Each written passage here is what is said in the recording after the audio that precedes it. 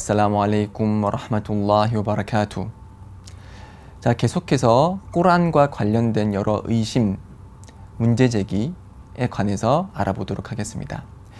꾸란과 관련해서 요즘 들어서 많이 나오는 문제제기는 꾸란에서 언급하고 있는 전쟁 시의 상황, 어떻게 적들을 살해하고 그들과 어떤 식으로 대우하고 교류해야 되느냐, 전쟁 시의 규범에 대해서 이건 너무 잔인한 게 아니냐, 어떻게 성서라는 것이 이렇게 적을 살해하라고 명령할 수 있느냐, 이렇게 반박을 하곤 합니다.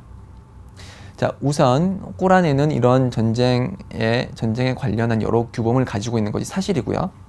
특히 제2장 바까라장이나 제9장 타우바장에는 이러한 전쟁과 관련한 규범들이 자세히 상세히 나열되어 있습니다. 자, 우리가 알아둬야 될 것은 이슬람이라는 것은 단순한 형이상학적인 종교에만 머무는 것이 아닙니다. 종교라는 것은 하나님을 경배하는 방식을 제시하는 것이고, 그렇기 때문에 종교는 삶의 모든 영역을 포함해야 됩니다. 자, 결혼은 어떻게 해야 되고, 사람들과 어떻게 교류를 하며, 특히 비신자 국가들이 하나님을 믿는 자들을 공동체를 파멸하기 위해서 전쟁을 일으켰을 때, 믿는 자들은 당연히 그들과 전쟁을 함으로써 자신의 목숨과 생명을 지키고 자신의 종교를 지켜야 하겠죠.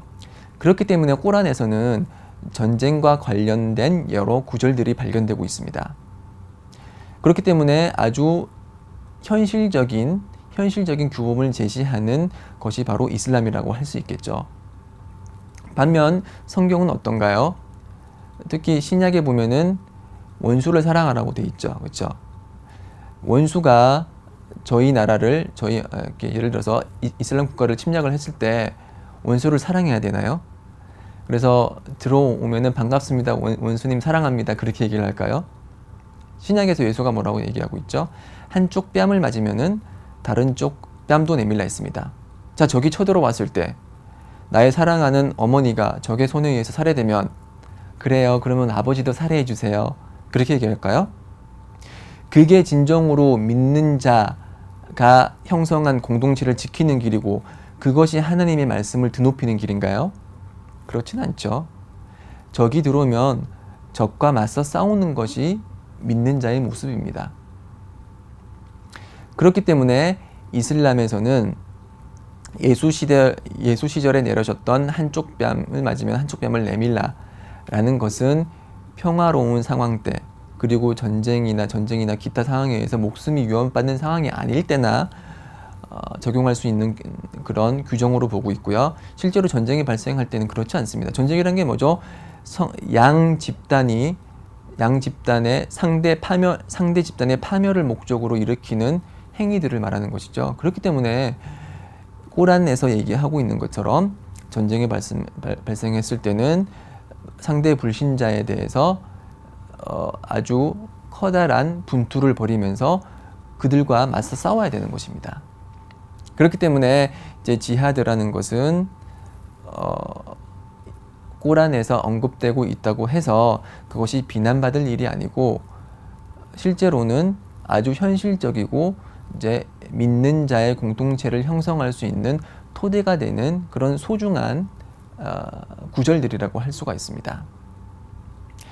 네, 그리고 이런 구절들을 이용해서 악용해서 자신들의 정치적 목적을 달성하기 위해서 이런 구절을 이용해서 사람들을 무참하게 살해하는 일부 무슬림들이 있습니다. 특히 이제 요즘 IS라고 해서 아주 잔인한 방법으로 민간인을 학살하고 자신들과 생각을 같이 하는 동료 무슬림들을 살해하는 그런 집단이 있는데, 그런 집단이 보이는 모습은 꾸란에서 말하는 지하드와는 상관이 없는 것입니다. 이 지하드라는 것은 분투로 이제 해석이 되고, 이 분투라는 것은 내적인 분투와 외적인 분투가 있습니다. 내적인 분투라는 것은 이제 자신의 욕망과 싸우고 자신의 마음속에 속삭이는 사탄과 싸움으로써 하나님을 경배하는 삶을 잘 이루어가기 위한 자신의 내면의 분투를 뜻합니다. 그래서 이 내면의 분투는 외면의 물리적인 분투보다 더 커다란 분투라고 할 수 있는데요. 자, 이렇게 내면의 분투가 있고 외면의 분투는 이제 물리적인 분투, 즉 전쟁이 발생했을 때 적과 맞서 싸우는 이런 분투가 있는데, 이런 외적인 분투는 적과 싸운다고 해서 다 분투가 아닙니다.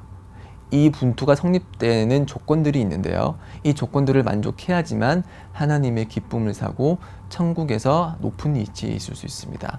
그 조건 중에 하나가 이 분투라는 것이 하나님의 말씀을 드높이기 위한 그런 목적을 가지고 달성돼야 됩니다. 그런 것이 아니라 정치적 목적이라든지 아니면은 세력을 얻기 위해서 무슬림들 내부 집단 간에 세력을 얻기 위한 그런 자의적인 그런 전투는 이슬람에서 지하드라고 하질 않습니다. IS가 이제 일으키는 그런 여러 가지 그런 잔악한 모습들, 그렇기 때문에 이슬람은 그들이 행하는 행위를 지하드라고 인정하지 않고 있습니다. 그리고 또 지하드가 성립이 되려면은 이슬람 국가 지도자의 동의와 허락이 있어야 됩니다. 이슬람 지도자가 판단하건대 이것은 지하드를 해야 될 상황이다라고 하면은 지하드를 명령하는 것이고, 그 지하드를 명령받은 사람들이 지하드, 외적인 물리적인 분투를 할 때만이 지하드가 인정되는 것이지, 개인의 판단이나 특정 단체의 그런 판단으로 전쟁 상황에 나가서 출장하는 것은 이슬람에서 지하드로 인정이 되지 않습니다. 그렇기 때문에 이러한 소위 말하는 IS가 일으키는 지하드는 이슬람에서 말하는 지하드가 아닙니다. 그들은 그들의 정치적 목적을 이용해서 자신들과의 목적이 맞지 않는 사람들을 살해하는 잔혹한 집단일 뿐입니다. 그리고 이슬람에서는 이렇게 지하드의 길을 열어놓았지만 아무런 그런 법칙 없이 지하드를 하라고 개인을 내버려 두진 않습니다. 이슬람에서 말하는 지하드를 나갔을 때 지켜야 될 원칙이 여러 가지가 있는데요. 그 중에 하나는 노약자, 그리고 여성, 그리고 어린이를 살해하지 말라고 했습니다. 전쟁 중에서도 살해하지 말라고 했습니다. 그리고 경배 행위에만 몰두하는 타 종교인, 그리고 전쟁에는 전혀 관심이 없는 농부 등 그런 사람들은 전쟁에 참여해서 무슬림들과 전쟁을 벌일 의사가 없는 민간인이기 때문에 그런 민간인을 학살하는 것은 허락되지 않습니다. 그리고 적이라고 해도 적을 포로로 잡았을 때 그 적을 고문하거나 아니면 불로 태우는 화형은 절대 허락되지 않습니다. IS가 이제 화형을 함으로써 전 세계가 들끓었죠. 그런 화형은 이슬람에서 아주 강하게 비난받는 악행입니다. 그렇기 때문에 지하드에 참석한다고 하더라도 이러한 민간인 학살 금지, 고문 금지, 시체 훼손 금지, 화형 금지라는 이런 규정은 철저히 이슬람을 믿는 무슬림이 지켜야 하는 규정임에도 불구하고 IS는 이와 반대된 행위를 하고 있기 때문에 IS의 행위가 이슬람의 메시지라고 생각하시는 분이 있다면 지금부터 그 잘못된 편견을 바로잡으시기 바랍니다. 자, 결론을 내리자면은 지하드는 삶의 전 영역을 다루는 이슬람이기 때문에 당연히 전쟁 시 발생하는 여러 규범에 대해서 규정을 내리는 차원에서 내려진 그런 지하드 관련 구절이기 때문에 그것은 극히 자연스러운 일이고, 그리고 지하드를 할 때는 여러 세부적인 규정과 조건이 있는 것이고, IS가 일으키는 그런 잔혹한 학살은 이슬람에서 말한 지하드와는 관련이 없는 일이다. 이렇게 요약을 드릴 수가 있겠고요. 이제 마지막으로 이제 어떤 일부 기독교 유명한 목사님들이 하는 주장은 아랍어 문법이 933년에 확증이 됐고 그때 꾸란의 독법과 서법이 완성되었기 때문에 봐라, 그 당시 계시된 623년에 완성이 된 그런 꾸란은 300년 후에나 아랍어 문법이 완성됐기 때문에 꾸란에 있는 그런 문법은 올바른 문법이 아니고, 그렇기 때문에 하나님의 성서라고 할 수가 없고 그 안에 있는 내용은 믿기가 힘들다. 이렇게 주장을 합니다. 아마도 이 933년에 문법이 완성되었다는 주장은 아마 정수일 씨가 적은 이슬람 문명사라는 책에 기재되어 있기 때문에 그 책을 원천 삼아서 그대로 옮긴 것 같은데 933년이라는 것은 주장을 받아들이기 힘듭니다. 왜냐하면 700년 후반에 벌써 바스라파와 쿠파파가 있어서 아랍어 문법을 활발히 논의하고 있었고 그때 이미 문법은 다 확립이 됐었죠. 기본적인 것들은 다 확립이 되어 있었고 그 당시 또 그 시바웨이라는 이슬람의 위대한 문법 학자가 있었기 때문에 933년 훨씬 이전에 이슬람 문법이 아랍어 문법이 완성되었다고 할 수가 있고요. 그리고 문법이 완성되기 이전이라고 하더라도 사람들은 언어를 구사하면서 기본적인 패턴에 맞게 언어를 구사하기 때문에 문법이 없었다고 해서 그 구사하는 언어의 내용과 논리가 틀렸다고 말할 수는 없는 것이죠. 예를 들어서 한국의 학교 문법이 최초로 통일된 게 언제죠? 1963년입니다. 그러면 1963년 이전에 그 세종대왕이 한글을 창시한 그 이후부터 1963년까지 저술된 한글 책들과 그런 문학 서적과 그런 여러 가지 한글 작품들이 그 내용이 엉터리고 그 문법이 다 틀렸다고 얘기할 수 있을까요? 그렇지 않습니다. 만약에 933년에 문법이 완성되기 이전의 꼬란이기 때문에 그 아랍어 문법이 틀렸다고 그리고 그 내용이 틀렸다고 한다면 자, 아랍어 성경을 한번 보시죠. 아랍어 성경은 933년 훨씬 이전에 기록됐죠. 예수가 왔던 시절이기 때문에 뭐 정확한 연도는 제가 잘 모르겠지만 뭐 넉넉 잡아서 100년, 200년에 기록된 그런 아랍어 성경은 그러면은 아랍어 문법적으로 옳지 않은 내용을 담고 있을까요? 그렇기 때문에 아랍어 성경은 믿어서는 안 되는 것인가요? 그렇진 않죠. 그리고 신약이 기록된 코인의 그리스어는 언제 문법이 확립됐을까요? 그 아폴로네니우스라는 그런 그리스 학자가 200년경 사람이거든요. 그 200년경 그 사람이 그리스 문법에 지대한 영향을 미쳤고 그리스 문법이 현재 확립되는데 중요한 영향을 미친 사람이라고 하는데 200년 사람이죠. 근데 사대복음서는 언제 기록이 됐죠? 700년부터 100년 사이죠. 그리고 바울의 서신은 언제 기록됐죠? 50년경입니다. 자, 50년경이라든지 70년부터 100년은 그리스 문법이 확립되기 200년보다 훨씬 앞선 시절이었습니다. 그러면은 그런 논리로 인해서 그리스어로 기재된 그리스 문법이 확립되기 이전 그리스어로 기재된 그런 신약은 엉터리 내용만 담고 있나요? 그 문법이 다 틀렸다고 할 수 있나요?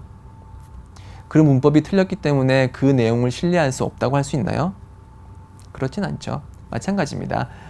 꼬란이라는 그런 하나님의 계시를 근거로 아랍어 문법이 그 기본적인 이론을 정립할 수 있었습니다. 아랍어 문법을 정립함에 있어서 꼬란이 가장 첫 번째 기본 소스입니다.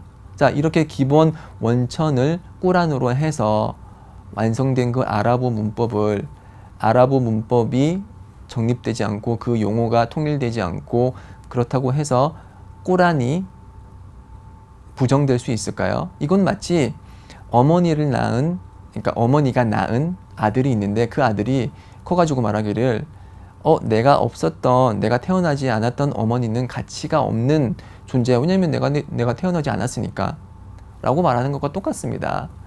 아랍어를 기초로 형성된 아랍어 문법이 그 문법이라는 존재가 그것의 원천이 되는 꼬란보다 후에 있다고 해서 그 이전에 있었던 꼬란이 그 가치를 읽는 것은 아닌 것이죠. 한 번 더 말씀드리지만 언어라는 것은 문법 용어가 통일되고 문법의 여러 가지 법칙이 성립되기 이전에도 사람들은 일반적인 그런 법칙에 의해서 언어를 구사하고 있었고 그 구사된 언어에는 논리가 있고 문법이 있고 그 상대방을 설득할 만한 그런 논리가 들어있는 것입니다. 그렇기 때문에 아랍어가 꾸란이 게시되기 이전에도 여러 신문학이 아랍 신문학이 발달했는데 그 신문학은 지금까지도 계속 전승되어 오고 있고 그 신문학의 그런 문법적인 우월성 그리고 문법적인 우월성과 정확성은 아랍 학자들 사이에 잘 알려진 내용입니다. 아랍어 문법이 없었던 그런 이슬람 이전의 신문학이지만은 그 신문학이 가지고 있는 문법적인 정확성과 그런 수사학적인 탁월성은 문법을 공부하고 아랍어를 공부하는 사람들에게 널리 알려진 사실입니다. 네, 결론을 말씀드리자면은 아랍어 문법이 체계화되기 이전의 꾸란이지만은 그 꾸란은 아랍어 문법과는 별개의 별개의 사안이고 문법이 체계화되지 않았다고 해서 그 안에 있는 하나님의 메시지와 그런 논리와 그런 수사학적인 아름다움은 아랍어 문법과는 상관이 없다. 그것은 우리 한국어도 마찬가지고 그리스어, 신약의 그런 기초, 그 기록 언어였던 그리스어도 마찬가지다라고 정리를 할 수 있겠습니다. 자, 여기까지가 제가 준비한 내용이고요. 제가 드린 내용이 꾸란을 이해하는데 도움이 많이 됐으면 좋겠습니다. 하나님 이외에는 경배받을 존재가 없고 무함마드가 그분의 마지막 사도임을 증언하면서 저는 이만 물러가겠습니다. 좋은 하루 되시고요. 살라무 알레이쿰 와 라흐마툴라히 와 바라카투.